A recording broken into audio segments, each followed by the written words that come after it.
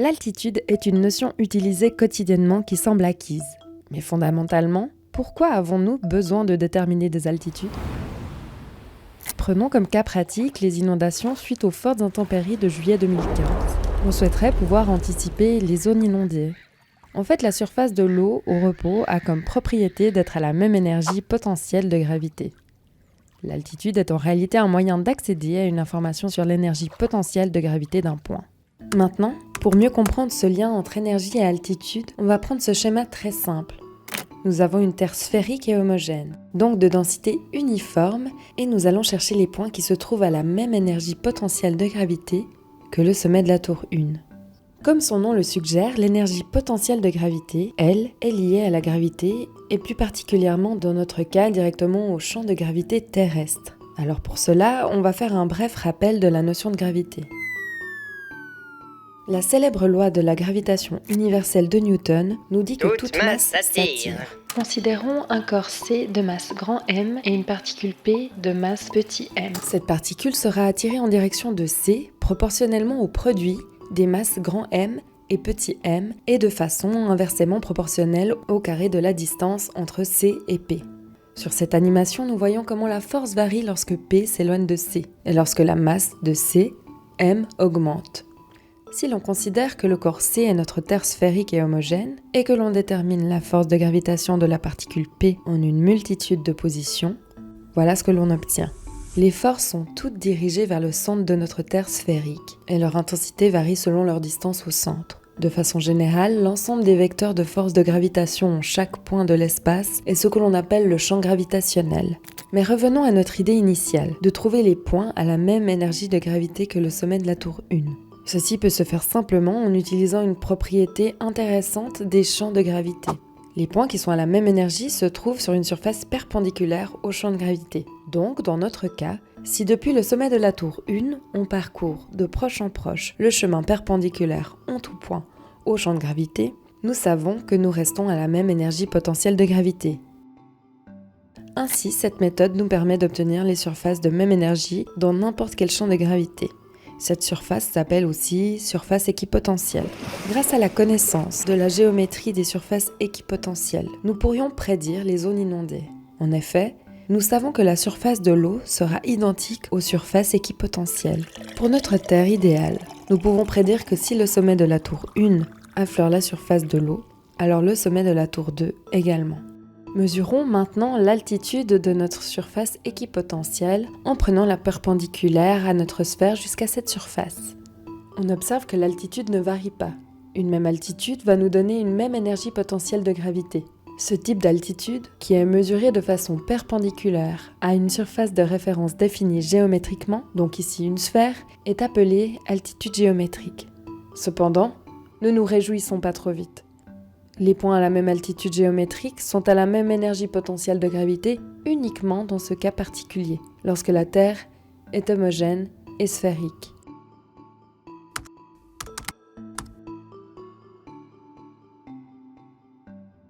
Essayons de nous rapprocher d'un modèle de la Terre plus réaliste.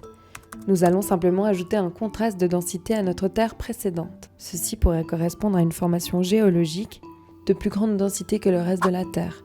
Comme nous pouvons le voir, cette anomalie va modifier directement le champ de gravité.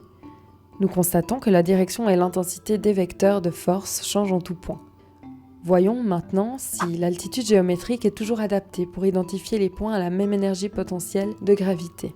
Pour faire ceci, nous allons dans un premier temps retrouver la surface équipotentielle qui passe par le sommet de la tour 1. Comme nous l'avons fait précédemment, suivons de proche en proche et de façon perpendiculaire le champ de gravité. Contrairement au cas de figure lorsque la Terre était homogène et sphérique, nous observons que cette fois, la géométrie de la surface équipotentielle qui passe par le sommet de la tour 1 est différente. En effet, elle ne passe plus par le sommet de la tour 2. Dès lors, puisque nous connaissons la géométrie des équipotentiels, nous pouvons également prédire les zones inondées dans ce cas de figure. Et contrairement au cas précédent, lorsque l'on inonde la Terre afin que la surface de l'eau affleure le sommet de la tour 1, alors nous voyons que cette fois, le sommet de la tour 2 sera submergé. Comme notre intuition le perçoit, l'altitude géométrique de cet équipotentiel varie en tout point. Dans ce cas, la surface équipotentielle n'est plus égale à la surface de même altitude géométrique. Ainsi, nous avons besoin de définir un nouveau type d'altitude, nous permettant d'identifier les points à la même énergie.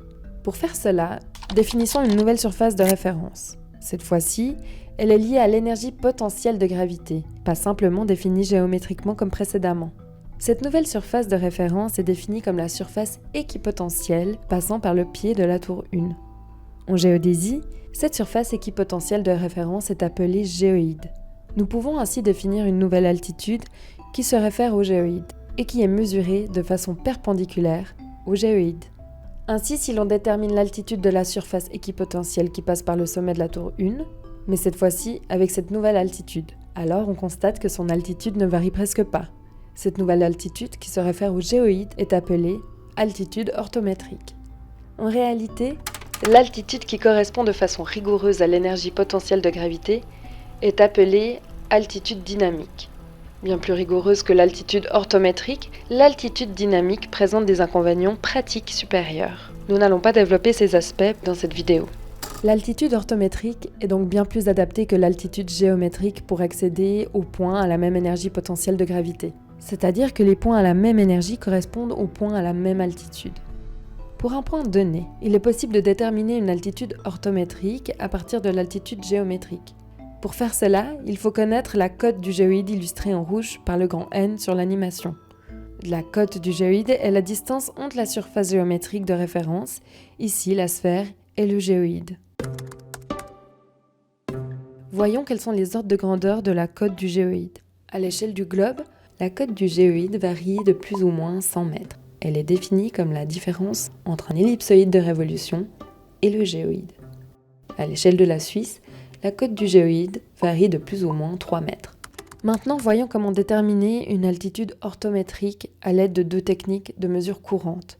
La première par positionnement satellite GNSS et la deuxième par nivellement géométrique. L'objectif est de déterminer l'altitude orthométrique au sommet de la tour 2. Dans cet exemple, le champ de gravité présente une anomalie largement exagérée par rapport à la réalité afin de mieux illustrer la problématique. Commençons par déterminer l'altitude de la tour 2 par GNSS. On se place au sommet de la tour 2 avec un récepteur GNSS. Le GNSS mesure directement l'altitude géométrique dans notre cas de figure par rapport à la sphère. Il va ensuite soustraire à cette altitude géométrique la cote du géoïde afin d'obtenir l'altitude orthométrique du sommet de la tour 2. Mais voyons maintenant comment déterminer l'altitude orthométrique avec la deuxième technique de mesure, par nivellement géométrique. Pour ce faire, 3 équipes différentes se trouvent initialement au pied de la tour 1. La première équipe va cheminer sur le géoïde, puis monter verticalement au niveau de la tour 2. Lorsque l'on fait un nivellement géométrique en suivant une surface équipotentielle, dans ce cas, le géoïde, on obtient une dénivelée de 0 m.